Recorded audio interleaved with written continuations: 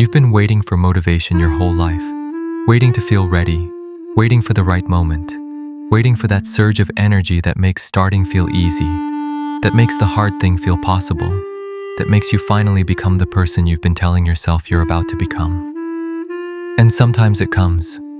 You watch a video, hear a song, read something that hits at exactly the right moment, and for a few hours, you're completely unstoppable.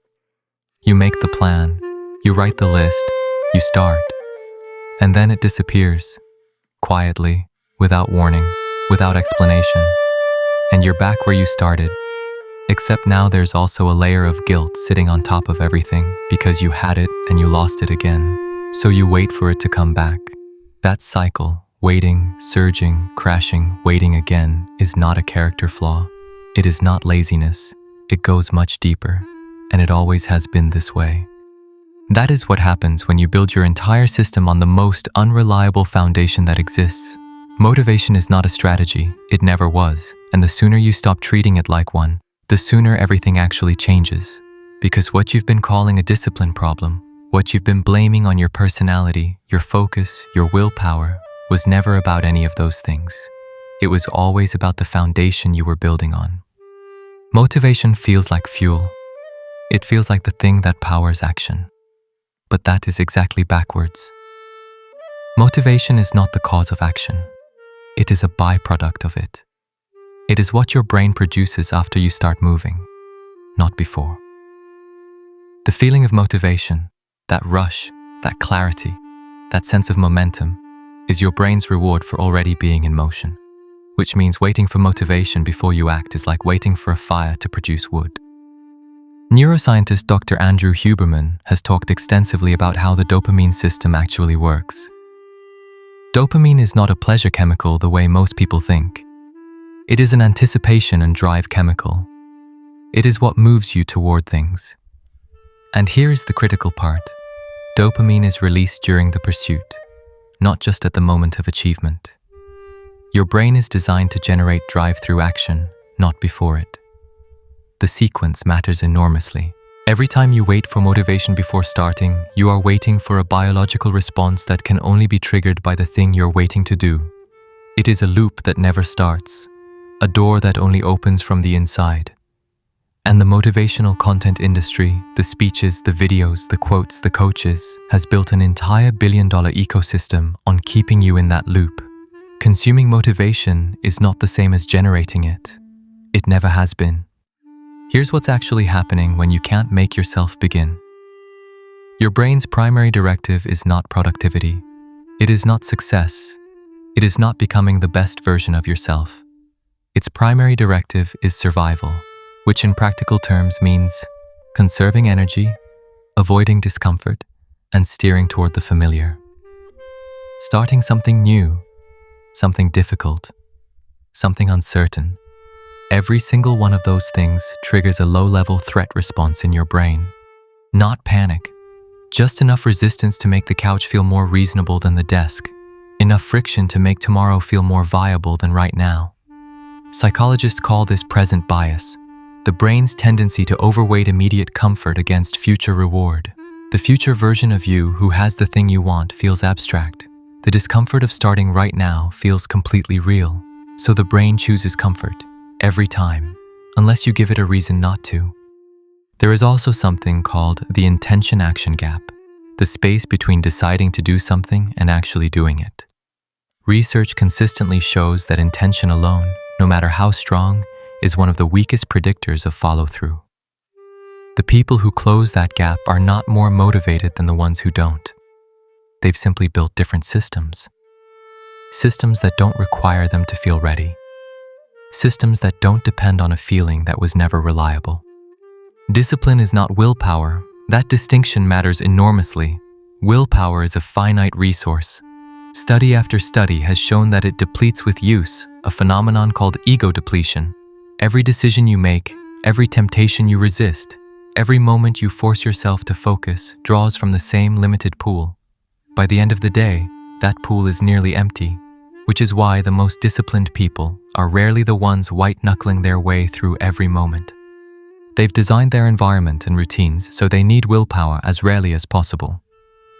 What actually drives consistent behavior is not motivation and not willpower.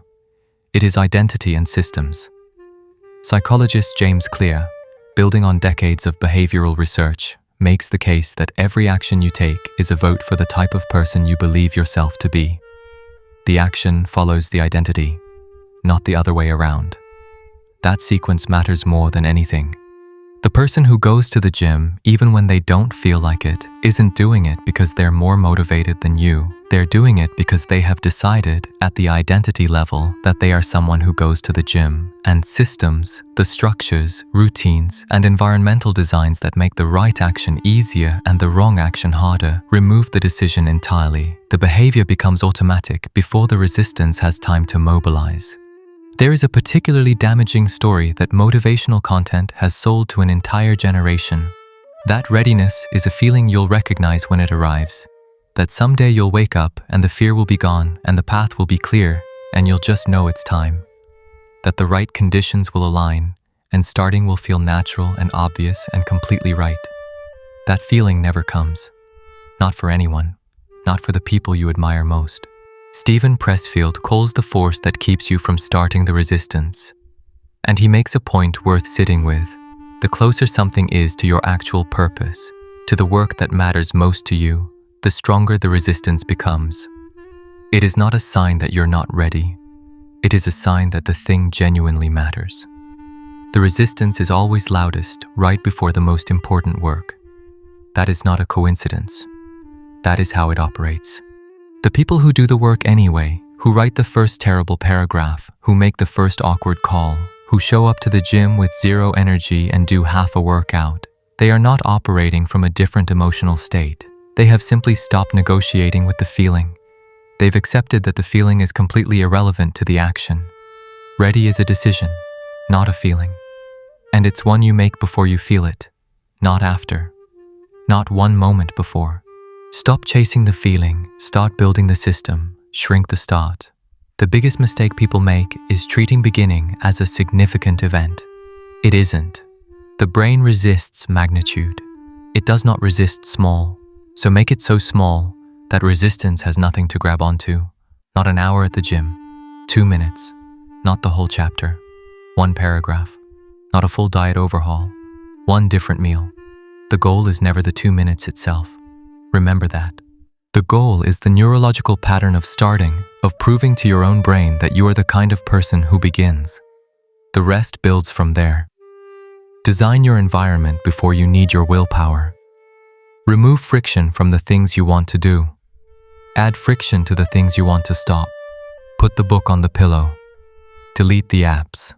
Lay out the clothes. Set up the workspace. Make the right choice. The path of least resistance, always. Every single time. Your brain will always take the path of least resistance. Stop fighting that. Use it deliberately. Divorce action from feeling. Stop making how you feel the deciding factor in what you do.